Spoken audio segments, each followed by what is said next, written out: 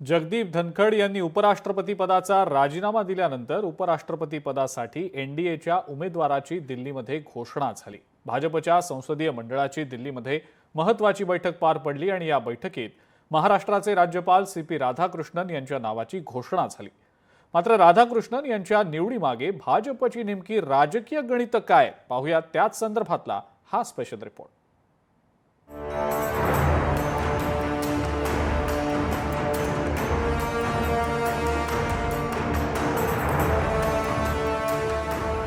21 जुलै 2025 ला तब्येतीचं कारण सांगत जगदीप धनखड यांनी उपराष्ट्रपती पदाचा अचानक राजीनामा दिला आणि त्यानंतर निवडणूक आयोगाने या पदासाठी निवडणूक प्रक्रिया जाहीर केली आणि भाजपा प्रणित राष्ट्रीय लोकशाही आघाडीचे उपराष्ट्रपती पदाचे उमेदवार कोण असणार याकडे सर्वांचे लक्ष लागलं।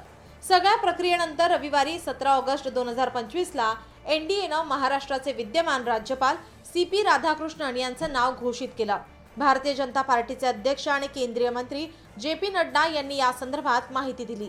धनखड यांनी अचानक राजीनामा दिल्यानंतर राजकीय वर्तुळात मात्र चर्चांना उधाण आलं। केंद्र सरकार सोबत मतभेद झाल्यानंतर त्यांनी राजीनामा दिल्याचा आरोप विरोधकांनी केला होता। जगदीप धनखड बेपत्ता झाले, तसे तत्कालीन निवडणूक आयुक्त राजीव कुमार कुठे आहेत हा माझा प्रश्न आहे। त्याच्यावर दिल्लीमध्ये सुद्धा चर्चा सुरू झाली। जगदीप धनखड जसे दिसत नाहीये, तसे राहुल गांधींनी हल्ला सुरू केल्यापासून, आम्ही सगळ्यांनी निवडणूक आयोगावर हल्ला सुरू केल्यापासून, मतचोरी प्रकरणात हे तेव्हाचे आयुक्तांना सुद्धा लोकांशी बोलण्यापासून, मत व्यक्त करण्यापासून थांबवलेलं आहे। कदाचित ते दिल्लीमध्येही त्यांना आता ठेवलेलं नाही। सीपी राधाकृष्णन एनडीएच्या उपराष्ट्रपती पदाचे उमेदवार। भाजपाला दक्षिणेतील राज्यांमध्ये ताकद वाढवायची आहे। तामिळनाडूमध्ये द्रमुकला भाजपाचे उत्तर, भाजपाकडून मिशन साऊथला चालना। राष्ट्रीय स्वयंसेवक संघाच्या स्वयंसेवक म्हणून राजकीय प्रवास सुरू करणारे महाराष्ट्राचे राज्यपाल सीपी राधाकृष्णन यांना आगामी उपराष्ट्रपती पदाच्या निवडणुकीसाठी एनडीएचे उमेदवार म्हणून घोषित करण्यात आलं। उपराष्ट्रपती पदाच्या निवडणुकीकरता एनडीएकडे पुरेसं संख्याबळ। एनडीएकडे लोकसभेत 293 खासदार, राज्यसभेत 129 खासदार, नामांकित सदस्यांच्या पाठिंब्यासह सुमारे 422 मते। उमेदवार निवडून आणण्यासाठी 394 मतांची आवश्यकता। इंडिया आघाडीकडे दोन्ही सभागृहात 300 खासदार। संयुक्त उमेदवार उभा केला तरी त्यांना बहुमत मिळवणं कठीण आहे। राजकारण आणि प्रशासनात 4 दशकाहून अधिक अनुभव असलेले राधाकृष्णन हे तामिळनाडूच्या राजकारणात खोलवर रुजलेले एक अनुभवी नेते म्हणून व्यापकपणे पाहिले जातात। 2026च्या तामिळनाडू विधानसभा निवडणुकीपूर्वी विशेषतः एम.के. स्टॅलिन यांच्या नेतृत्वाखालील द्रमुकने तमिळ ओळखीच्या आधारे भाजप विरुद्ध सुरू केलेल्या मोहिमेच्या पार्श्वभूमीवर त्यांच्या नामांकनाकडे भाजपाने एक धोरणात्मक पाऊल म्हणून पाहिले जाते। सीपी राधाकृष्णन तामिळनाडूतील भाजपाचे दिग्गज नेते, पंतप्रधान मोदी, केंद्रीय गृहमंत्री अमित शहांचे जवळचे। राधाकृष्णन ओबीसी गौंडर समुदायाचे।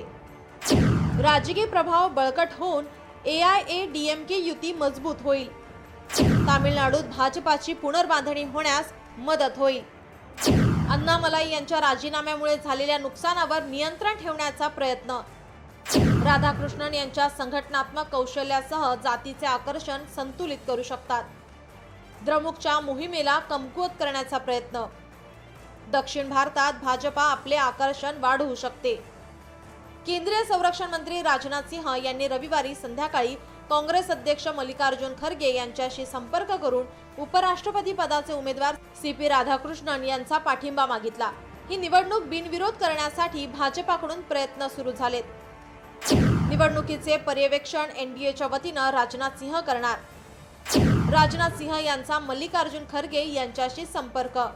निवडणूक बिनविरोध होण्याकरिता भाजपाकडून विरोधी पक्षनेत्यांशी संपर्क। विरोधी पक्षनेत्यांकडून पाठिंबा मागितला।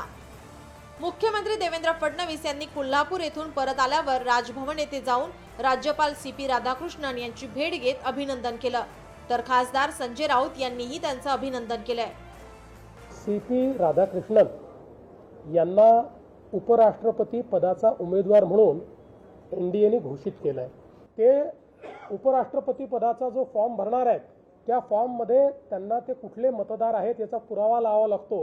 त्यात ते महाराष्ट्राचे उमेदवार किंवा महाराष्ट्राचे मतदार म्हणून त्या ठिकाणी हा पुरावा लावणार आहेत आणि म्हणून महाराष्ट्राकरता ही विशेष आनंदाची गोष्ट आहे। भारतीय जनता पार्टी का प्रभाव बढ़ाने के लिए राधाकृष्णन जी ने मेहनत की है, वहाँ के पार्टी के प्रेसिडेंट रहे।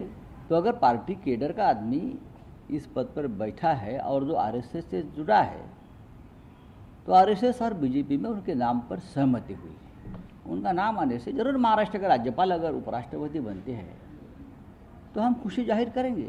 इंडिया आघाडीच्या दक्षिणेकडील नेत्यांच्या वर जर प्रभाव टाकायचा असेल तर सीपी राधाकृष्णन हा महत्त्वाचा चेहरा भाजपसाठी ठरू शकतो आणि म्हणूनच एकंदरीत राधाकृष्णन यांची केलेली निवड भाजपसाठी भविष्यात कितपत उपयोगी ठरणार हे त्या काळात स्पष्ट होईल।